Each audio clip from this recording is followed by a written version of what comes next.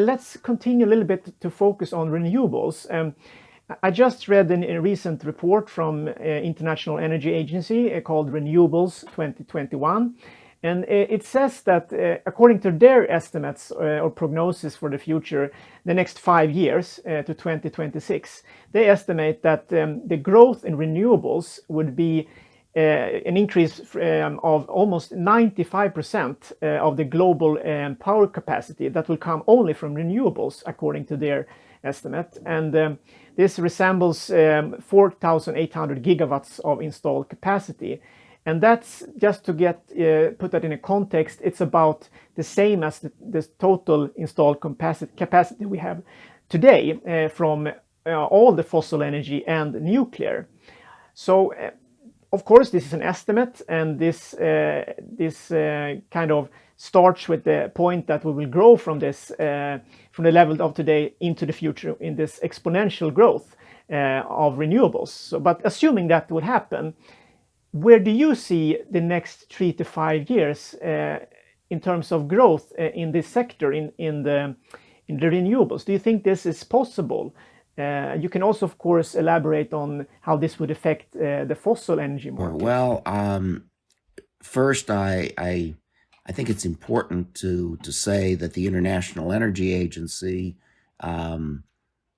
has its own agenda, which is very strongly pushing renewables, and that's fine with me. But we have to put a little bit of a filter on the sources that we use, and I think that the idea that 95% of the incremental growth in power generation, that's what we're talking about. We're not talking about total energy consumption. We're talking about power. It's possible that 95 or 85, I don't, the absolute number doesn't matter. There's no question that most of the incremental, the new installed capacity going forward will be renewable. Okay. But I think the real question there is, forget about the incremental. Let's keep track of how that compares to the total global use. And I think we're still talking about a relatively small number, a growing number for sure. And I'm not trying to disparage it. I'm just trying to put it in a context that makes sense. I mean, so we are, globally, we are, building coal plants, at a horrifying rate around the world. Places like, India and Africa and China. I would like to question the IEA on, how, are those included? Are those included or excluded? If a plant is already under construction, but won't be completed for 3 years, is that included or excluded in your 95%? My guess is that it's excluded. And that makes a big difference. But again, I'm not here to try to, to question the IEA. It's just trying to give the viewers a filter to understand it. Let's think about electric power generation as a worker. Okay, so we have coal workers, and we have natural gas workers, and we have solar workers, and we have wind workers. All right, so how many workers, how many solar or wind workers does it take to replace, let's say, a natural gas worker, since natural gas is one of the principal contributors to electric power generation? And based on the physics, it takes about 1,000. It takes 1,000 solar or wind workers to replace one natural gas worker. So if you're a business owner and you have a choice, I have a choice. I can hire one person to come into my company, or I can hire 1,000 people. What is that even a decision that you're going to make? No, it's a ridiculous decision. Give me one instead of 1,000. So that's the physics of it. The physics of it says, yes, you can do this, but you are going to need to dedicate a huge amount of your land mass to wind turbines and solar panels if you expect to succeed at this. And if you're willing to do that, then fine, go ahead and do it. That's just great. If that's a problem, if you don't like to see wind turbines in your backyard, if you don't like the idea of dedicating 25% or so of the land mass of your country to solar panels and wind turbines, then that's great. But that is a factor. Now, the other thing that has to be considered is if we look at the total energy consumption of the world today in, like looking at fossil versus non-fossil. So we're not just talking about renewables, we're talking about nuclear, hydroelectric, a much bigger community of power generation. That if you remove the fossil piece of that and just look at population, what it takes to support the world's population, the non-fossil component today can only support about 3 billion people on the planet. And as you know, we are close to 8 billion. And so part of the optimistic message from renewable energy is, oh, isn't this great? 95% of all future installed capacity is going to be renewable. And the rest of that sentence is, and 3 or 4 billion people need to die because we simply cannot support the level of population using that form of energy. Nobody talks about that because that's a horrifying thing to think about. And let's say I'm wrong, and I'm just looking at data that right now 3 billion people are supported by non-fossil. Okay, let's say that we can improve the efficiency. Let's say only 1 billion people have to die. I mean, that's an absolutely horrifying thought. And so you sit in Europe today, and about the effect of the immigration from places like Syria and Turkey and North Africa, and the sorts of disruptive effects that's had on European society and economy. Not all of them bad, by the way. That's the result of a few million people that have chosen or been forced to emigrate into Europe. Well, what if there were 1 billion people or 2 billion people that suddenly could not survive in their countries because of a change in energy consumption? I mean, the level of civil and social unrest that would exist in the world would be unsustainable. And people don't think about this. They don't. I mean, we're talking about human beings who are desperate to eat.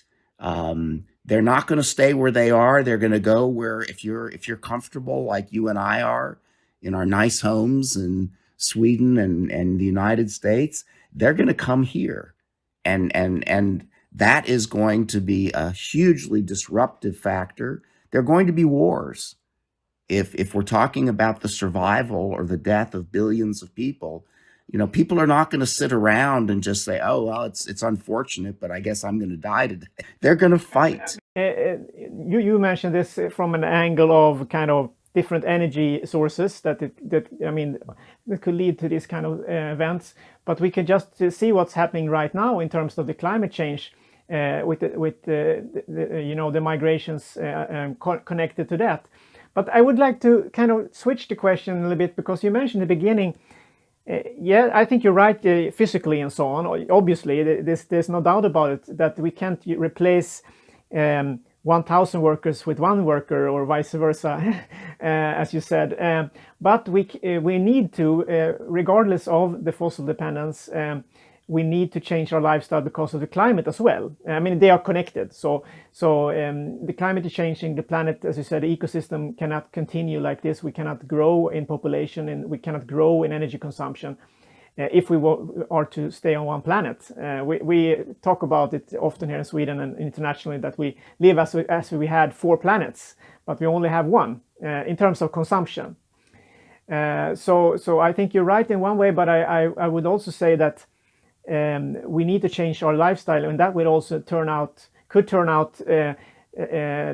turn out to less energy consumption. If we slow down fundamentally, and we change our society, this is a huge transformation. Obviously, it will be difficult in many ways, and we cannot have this kind of overconsumption. We buy so much stuff as humans, especially in the wealthier countries, and that in itself, obviously, to change that is very different. But I would say that will just change a little bit the equation. We wouldn't need that much energy as we have today, because we would simply not live in that kind of way. Just something I would like to add. We don't have to. Let's talk about it, because that's important. So again, I just finished saying, well, if one of the attractive aspects of renewable energy is that life continues pretty much as it has, except for the fact that billions of people need to die. If I propose to most people that we're going to make a change to renewable energy, we're going into an energy transition, and one of the obvious and unavoidable consequences of that is that the best you can hope for is zero economic growth. And the great probability is that we will see negative economic growth going forward. Most people would say, wait a minute. I don't want that. I can't afford that.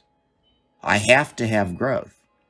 I mean, that my whole lifestyle, my whole, everything that I do is dependent on making more money every year.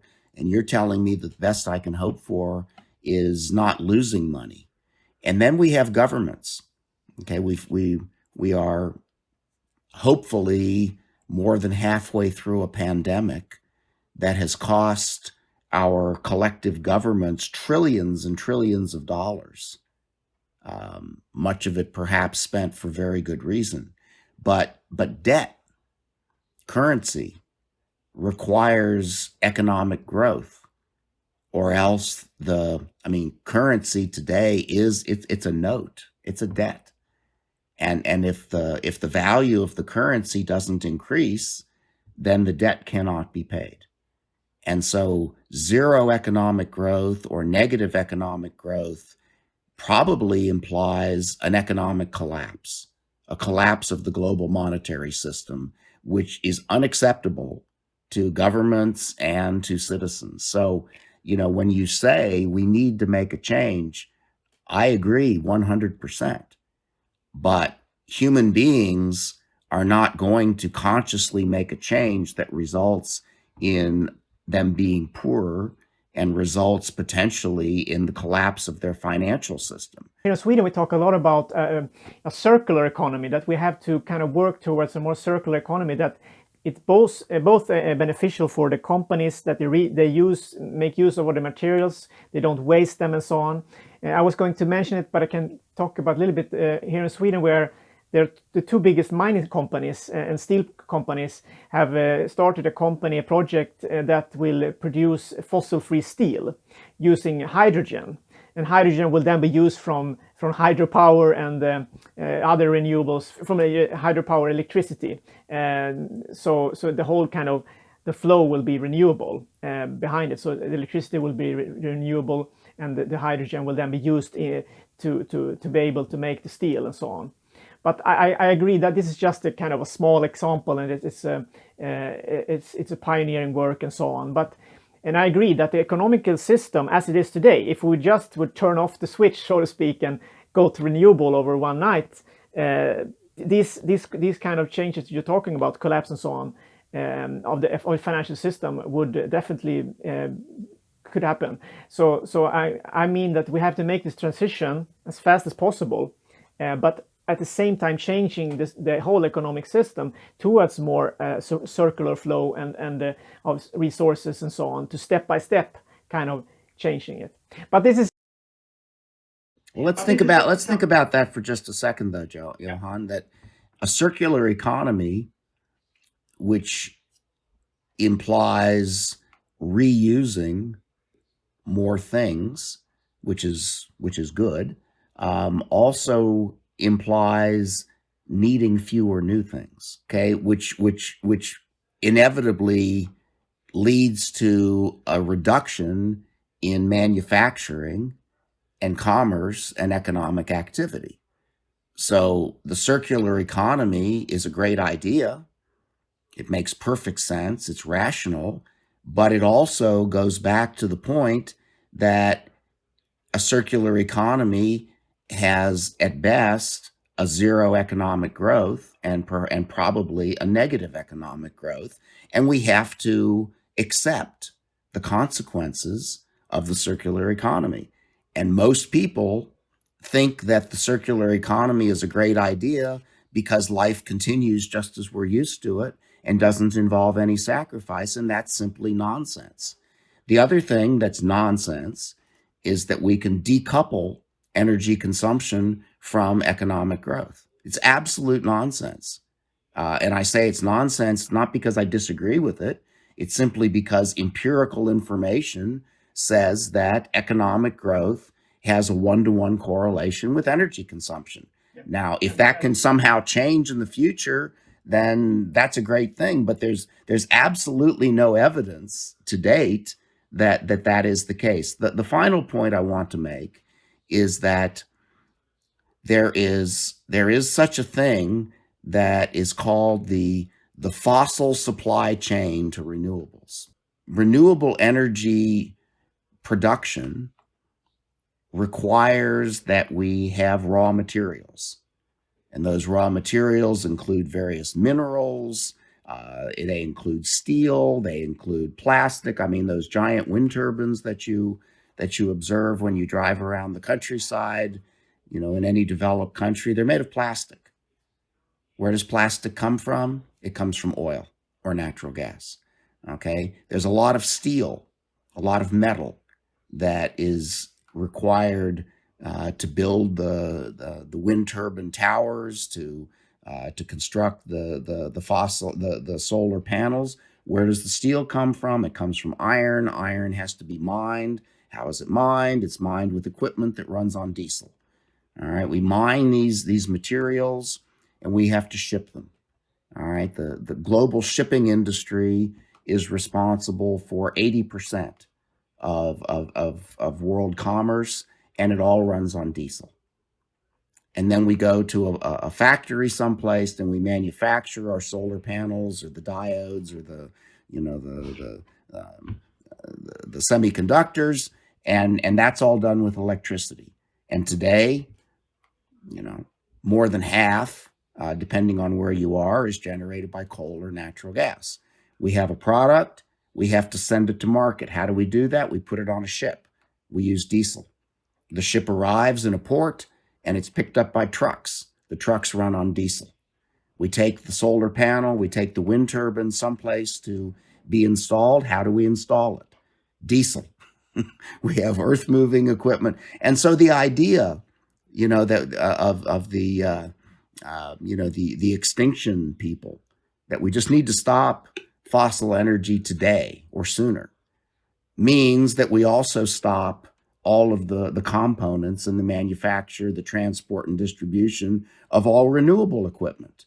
So where does that leave us? That leaves us burning candles and living in caves. I just don't think that the vocal and most strident, enthusiastic promoters of renewable energy have any understanding of the system aspect, the complexity of the system that is required to go to a renewable economy. Forget about the economic growth. Forget about that. Just to be able to replace a fossil worker with a renewable worker requires unbelievable amounts of fossil energy today. And so somebody will say, well, that will change in the future. Well, okay, but it won't change quickly. And I always caution the people who question me. They say, well, we'll develop some technology. Well, that's an infantile fantasy.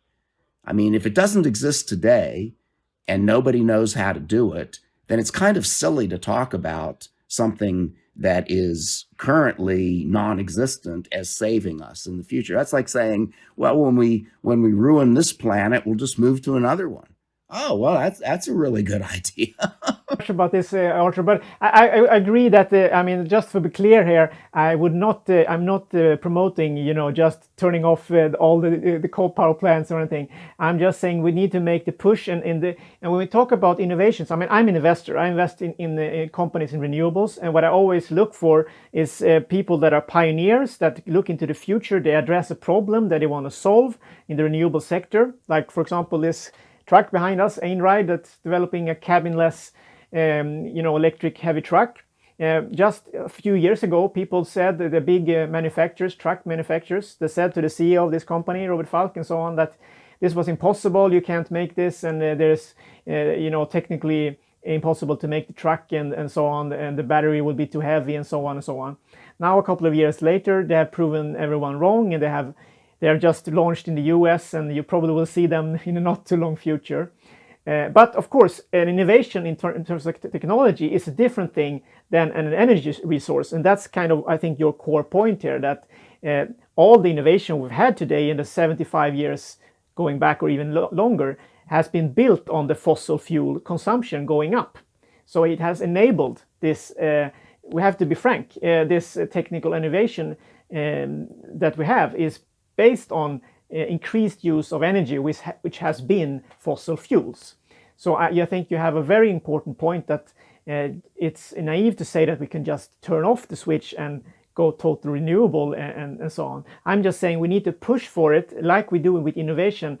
And we also have to stop subsidizing a lot of fossil energy today that we have. To go for the fossil energy we need to take, but the one that can't survive, as you said, in the shale oil industry, the companies that are working towards efficiency and super efficiency and are doing good work, so to speak, they obviously they will stay around. But the companies that are getting all the money to survive from the state, I mean, if we have that kind of logic, we should also support all the innovation in terms of renewables with subsidies, which we haven't. So we need to kind of balance this approach. But I would like. Let's talk for just a second about subsidies. I mean, a subsidy, by definition, is free money. Okay, it's just I'm going to give you cash to support what you're doing. Most of what people talk about as subsidies, whether it be fossil or renewable, is not a subsidy. It's a tax credit. Okay, and there's a big difference between a tax credit allowing you to pay lower taxes because you're investing your money in something that the government thinks is useful for the future. And so, I mean, as a private citizen, I mean, I get a tax credit for giving money to charity. I get a tax credit for paying interest on my home payment. Is that a subsidy? I mean, is somebody giving me free money? No. So, I mean, what people talk about as subsidies are just part of doing business. Everybody does it. All of us, you, me, the giant corporations, everybody enjoys tax credits. So I think that the idea of fossil energy subsidies it's a propaganda talking point that is at least as true for renewable energy as it is for fossil. The other point I want to make is that technology does not create energy. Technology is simply it's like a straw in a Coca-Cola that better technology allows me to drink the Coca-Cola faster. It doesn't put more Coca-Cola in the glass. The technology allows me to use the Earth's resources faster and perhaps more efficiently, but it never creates any new resources or any new energy. And so again, we look at technology as if it's sort of a god. You know, it's this magic that's going to occur. And the point, and believe me, I'm a great, I mean, look at the technology we're using to talk to each other across, 7 time zones and 2 continents and an ocean in between us. It's fantastic. Okay. But it's not free. It all comes at a cost.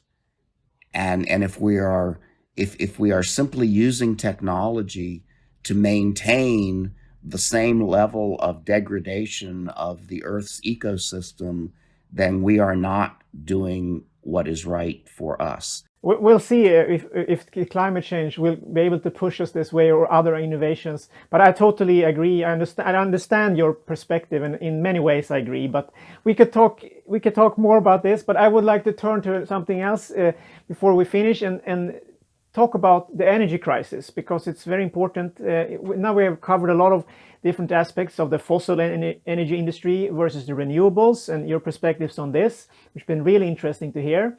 But now I'd like to look at the energy crisis. It is a global thing.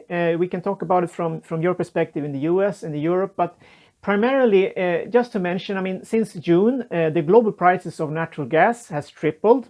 It's gone down the recent 2 months. I noticed that, for example, there's a discrepancy between Europe and the US. So here in the US, here in Europe, the prices has gone down. We're talking now in December, so since October, they've gone down around 15% in terms of natural gas, while in the US, they've gone down 50% over this same time period. So they're not as high as they were, in June, but still they are much higher than previously. That's one aspect of it. And there are other aspects contributing to this energy crisis. But how would you explain the energy crisis we're in right now for people not so familiar with the energy market? And perhaps, what do you see as the main driver behind the rising global energy prices? And of course, also the price of electricity. So first of all, I'd say that there is really only an energy crisis in Europe and East Asia. There is no energy crisis in North America. Natural gas prices have gone higher, but they had nothing to do with events that occurred in Europe or in Asia. They've gone much lower recently. In fact, they were going lower while prices were going higher in Europe and East Asia.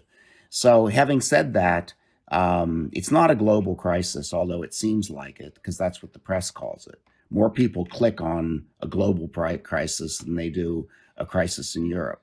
But I'm not disputing that oil prices have gone up tremendously, but that's not a crisis. That's because OPEC and its friends have withheld 10 million barrels a day from the world market. That's a supply. It's a pure conscious supply deprivation that drives prices higher.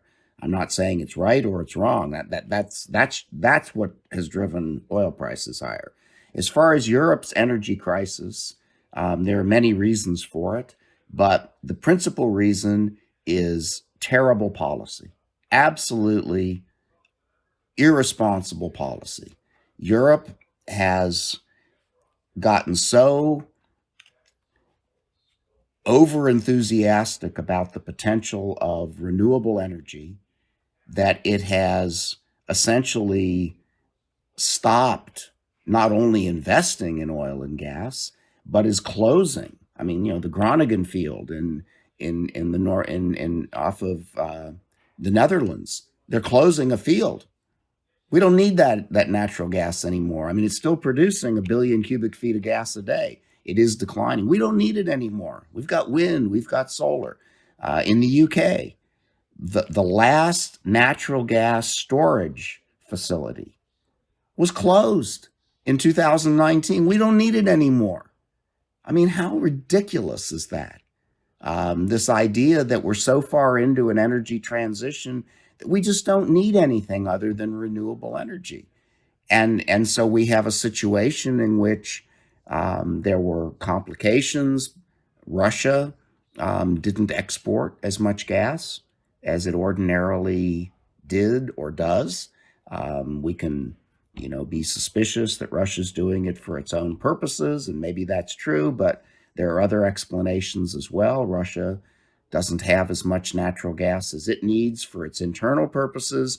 But the bottom line is that the wind stopped blowing for 5 or 6 weeks because of weather patterns. This happens.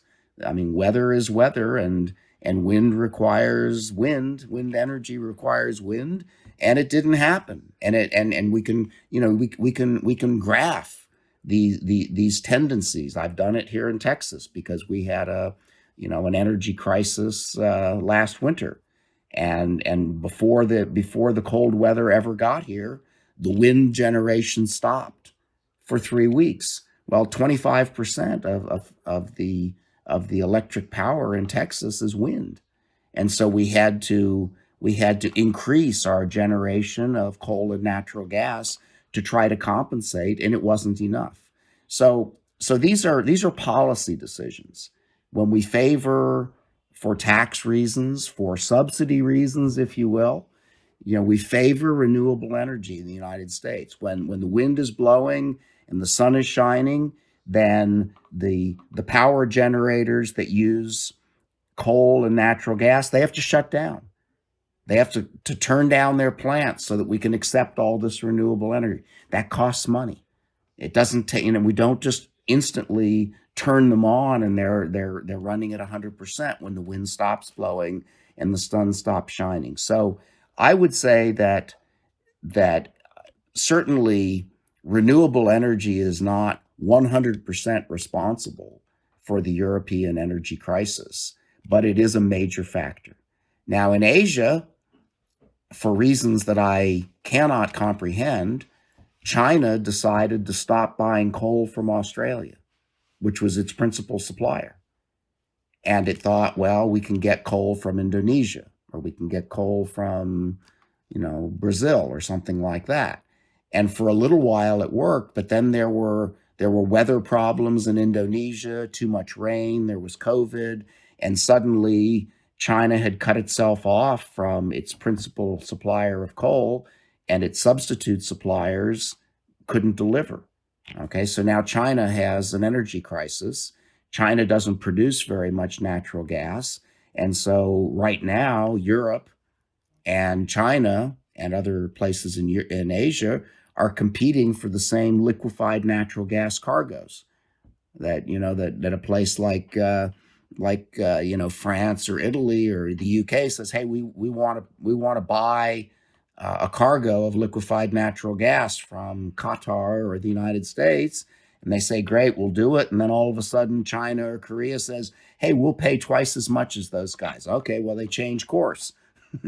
and the boat goes to Korea. Meanwhile, the price of natural gas goes up, and the Europeans are left with not enough gas. So I think that a major component of the gas crisis is unrealistic and irresponsible planning and policy by the governments, whether they're China, whether they're the EU, it doesn't matter.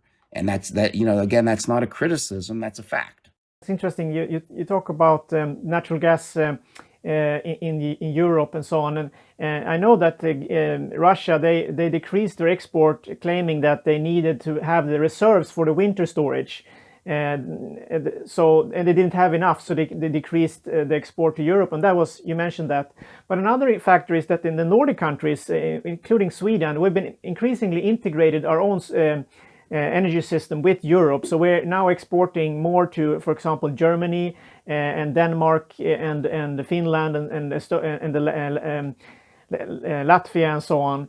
And the problem here in Sweden is that we have installed more renewables, which is great, but they are intermittent, as you mentioned. So if you don't install a baseload power, like either you have installed capacity in the hydropower plant, which we have, but we have actually decrease that storage. That's a big problem in Sweden.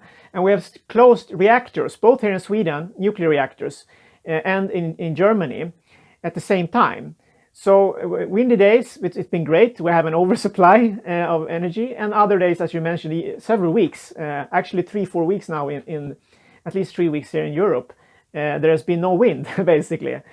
And then we have a huge problem with the higher electricity prices. So, but what I'm thinking about is that we need, of course, to build battery storage, at least for peak hours. We can actually. It's been working in for example in Australia, but that's for, of course, minutes and hours we're talking about. But for the bigger picture, as you mentioned, there's a problem. We need to build storage in order to. Either if we have more nuclear, I'm not a promoter for nuclear, but I'm saying that we need baseload power in some form to be able to have more intermittent resources. So I just want to point that out, because that's kind of been a problem here in the Nordic countries and in Europe, as you said. We have integrated our systems, adding more renewables, which is great, but we haven't added a proportionate storage unit in any form, either if it's nuclear, hydro, or what have you, or batteries, which is the new thing, of course. So it's a hard balance. Well, the only how we thing I can have go to forward add from that. I is that don't know if you have something battery to add to that. storage has got its own. I mean, it has its own fossil energy supply chain issues, right? I mean, you don't make a battery out of wind. You make a battery out of lithium and cobalt and copper and all sorts of things that need to be mined, which again today is done with principally with oil. So these are, and it's not cheap, it's not free. You mentioned this this renewable steel plant in Sweden. Well, it's a tiny volume, and hydrogen, for those of the viewers that know anything about EROI, or return on energy investment.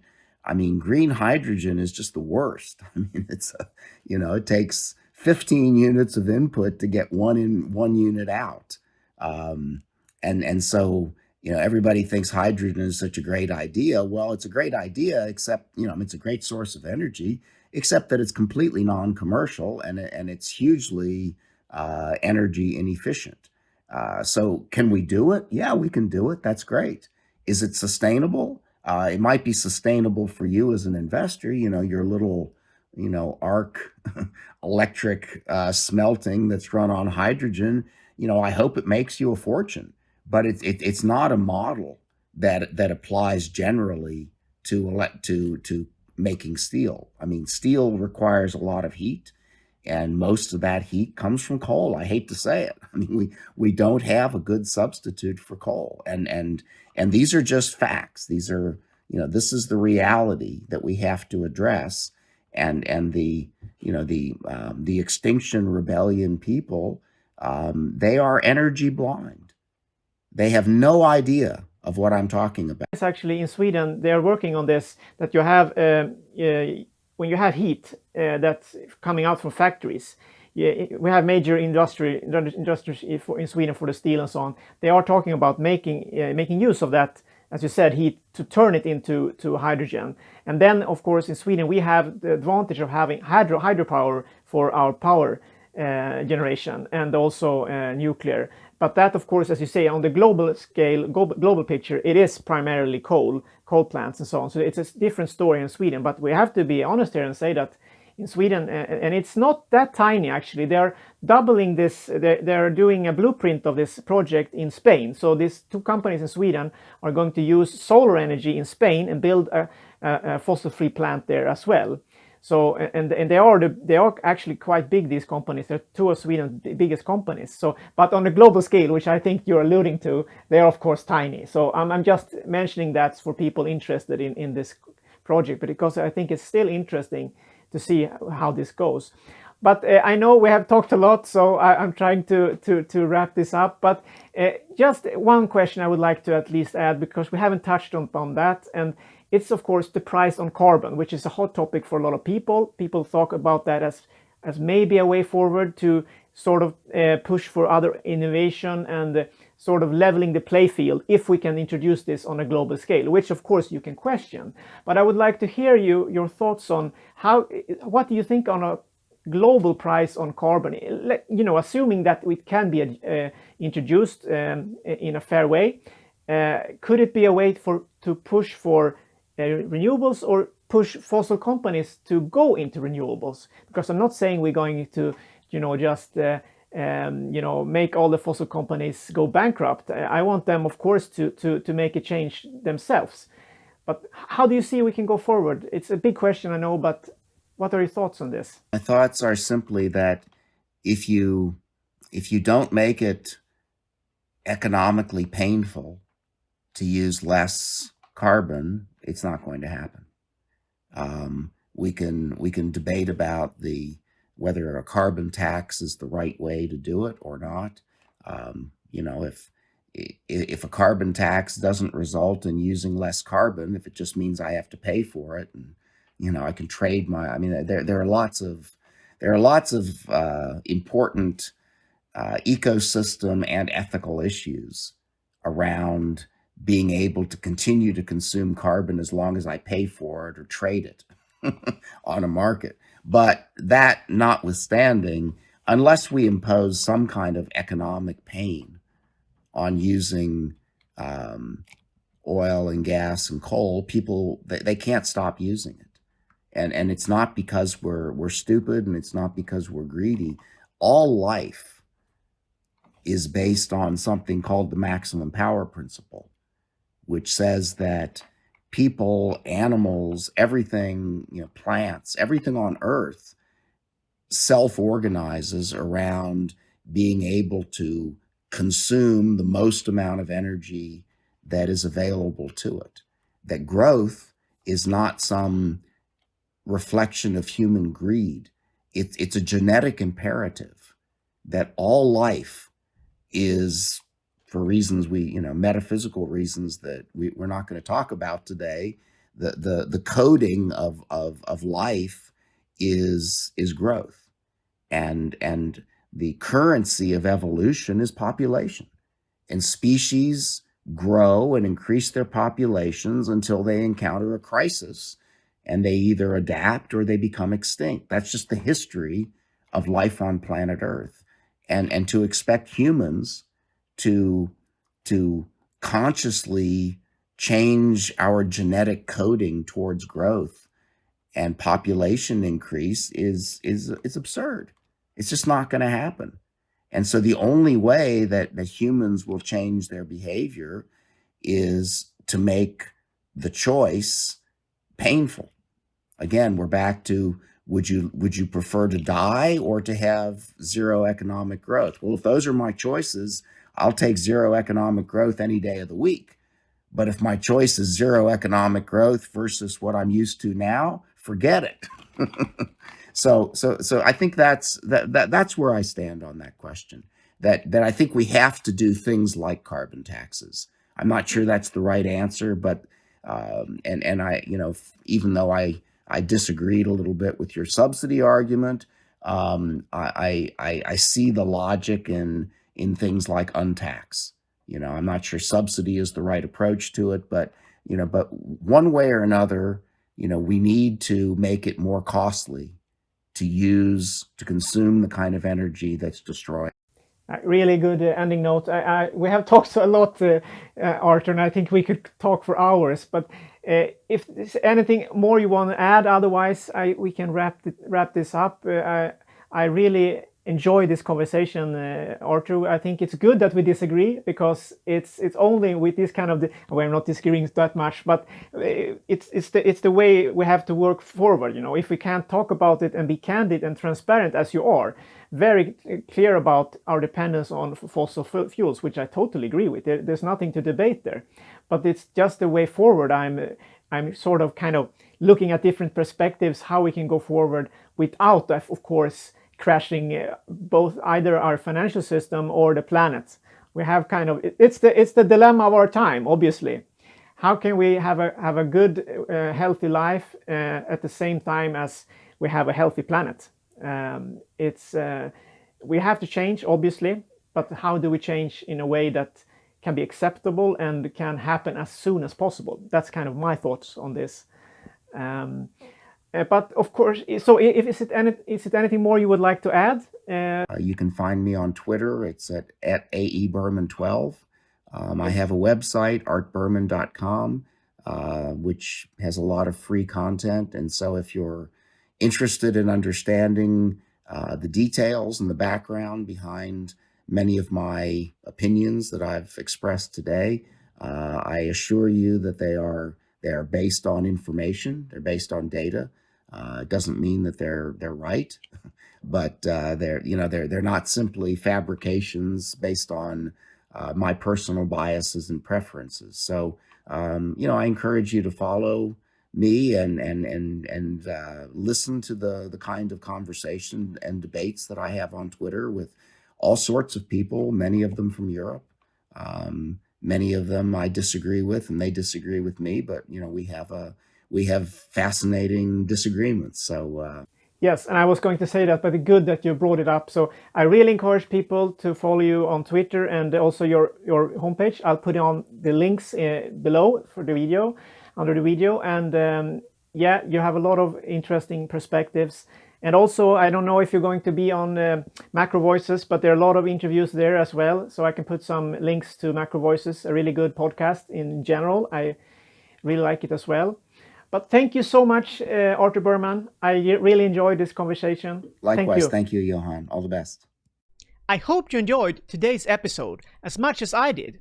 I think Art Berman brings a fundamental understanding to our fossil dependence, while he is very clear that our current use of resources on this planet must change in order to avoid an ecosystem collapse. In some ways, we may disagree, or rather have different knowledge and perspectives on how the role of renewables can play a key part for the future of our planet and help build a new economy. But these types of open-minded discussions is exactly what we need, I think. So share what you think in the comment section below, and we might find a sustainable solution together. And if you like the content and you want to support the show, don't forget, hit the thumbs up button and consider subscribing. In the next episode, I'll probably have the CEO and founder of a Swedish company that is pioneering a battery storage technology for the marine heavy shipping industry, as well as solutions for electric passenger boats, like ferries. So stick around, you don't want to miss that. As always, stay ahead of the curve and stay electric.